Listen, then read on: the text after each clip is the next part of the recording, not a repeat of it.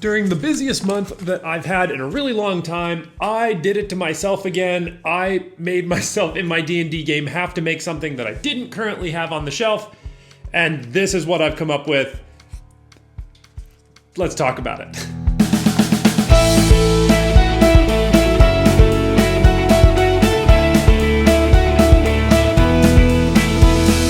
Welcome back to the channel, everybody. My name is Garmin. This is the Storycraft Society, and this week I did the thing that I always tend to do is when I'm crazy busy, I can't just make encounters that allow me to use the stuff that I already have on the shelf back here. No, there's way too much of it, and that would be way too easy. So I ended up DMing myself into a corner that I felt like I really needed to make something. So this is what I've come up with. These two pieces definitely look unfinished.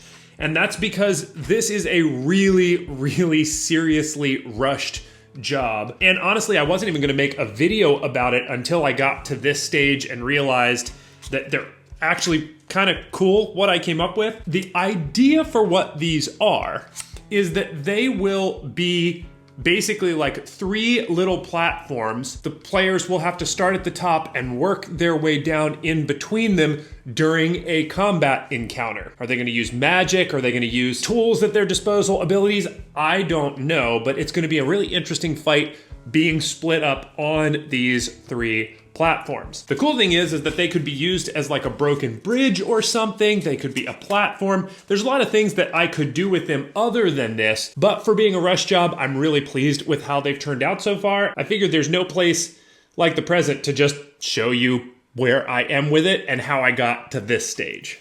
So before we go any further, let's get y'all caught up to how I got to where I am currently. Okay, so this is the materials list that we're going to need. The first thing is going to be a piece of 1-inch thick XPS foam that is about 5 inches by 7 inches. The next thing is going to be the 2-inch thick stuff, and this is actually garbage scrap that I had. You can see that it actually is not even, I don't know if that's super obvious on camera or not, how this is straight and this is not. We need 2 of those, and those are going to be our curves. To tell you how I got these curves, I just used a Frisbee to make that line. And just as a reminder, so much of this is sight. I just put it down in this corner here, and I took it all the way up to about 1/2 inch up top. One thing I forgot to mention is these are 5 by 2 3/4-ish. I just want to be really clear. A lot of this stuff is just by sight. It's not by actual measurement. And I know that can drive some people nuts, but unfortunately that's where we are. The next thing that I did was I made a bunch of these blocks that are 7/8 of an inch by 7/8 of an inch. And then they are 1.5-ish this way. But I made these blocks, I made a whole bunch of them. And then once I made them like this, then I took and I notched out a 3/8 of an inch bit here.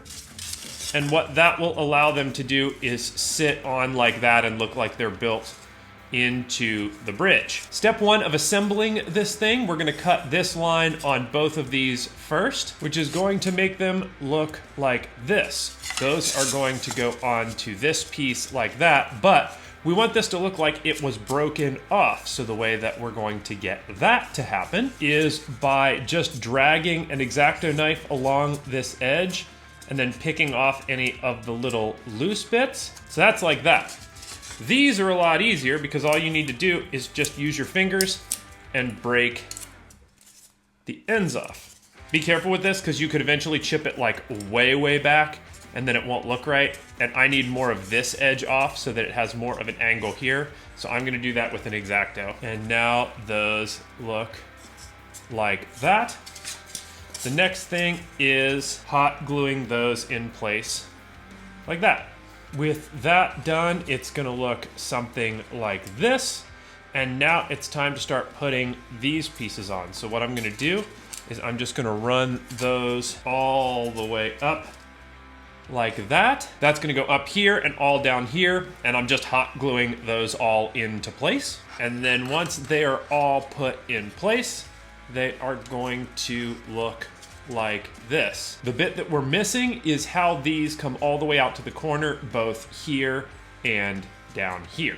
So step one in this little small process is you're gonna take your block and use that to measure out a notch like this. And then of course that sets back in like that. But then what you're gonna do is you're gonna take that block and you are gonna break it off so that it looks like the bridge or the platform crumbled and cracked off that way. That little piece is just gonna get glued in like that. And of course what that's gonna end up looking like is like that. The final stage to getting this one back up to the stage where you saw my other ones is I needed to put the top blocks and the side blocks on. The way that I did that was I just made up some 1 inch by 1 inch by 1/8 inch thick pieces. They made the top there. And then I took a whole bunch of scrap and just cut it up into different random shaped blocks and slapped those on to the sides. But that is literally all that it took to get to this particular stage. But now what I need to do to all 3 of them is get them painted up first. And then after we get those painted, then I have the curious situation of figuring out how I'm going to get them to be up in the air in the, gosh, in the like 3-tiered situation that I need them to be in. The next thing that I did was I had to get these all painted up, so I'm gonna quickly touch on what that process looked like. So the first thing that I did was I based them all in Black Magic Craft base coat. That is just a 50-50 mixture of matte acrylic craft paint and matte Mod Podge. The whole reason that we put that mixture onto our foam is 1, to bring strength, but 2, to give us our base coat, and you'll see that it dulls the pinks and greens way down. That lets us move on to painting. The first step of painting was a very watered down dark charcoal gray. That goes over all of the gray stonework. Then there is going to be a mid-level wet brushing of pewter gray. Lastly, with a dry brushing of elephant gray over the whole top. And I actually let the elephant gray and the pewter gray mix on my paper towel. That way it gets that tone to be a little bit more subdued. For the accent pieces, I'm gonna do a watered down territorial beige over all of them, followed up by a highlight of khaki, and that's basically all that I'm gonna do for the stonework. But then the last thing that I did was I went over all of the areas that were not openly visible and painted them out in a flat matte black. That's to make them disappear away from the table, and the entire point of that is to just make sure that the eye is drawn to the places that I want people to look instead of the places that I don't want them to look. But that was a very quick speed paint tutorial, not speed paints, but speed painting tutorial, getting that done and looking good enough for the table. These pieces are not going to be winning any competitions anytime soon, but that is not the goal. The goal is to get these up on the table. Now we gotta talk about the actual final piece that's gonna make all of these come together and be the piece that makes my table.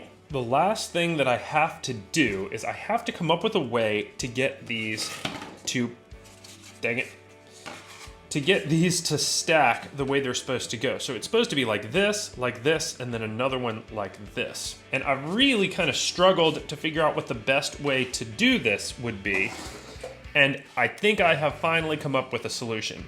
The answer is going to be first a base that weighs a lot. I just took this 2x6, I painted it black so that it disappears as much as it possibly can. And then what I did was I got out dowel rods, and I guess, I'm not sure if because they're square, they're considered dowel rods or not, but they're going to fit down in like this, and they're going to basically make the bit that I mount these onto to get them to do the job. So I'm gonna quickly assemble all this, and then I'll show you if, I guess, it works or not. I'm fairly certain that it will.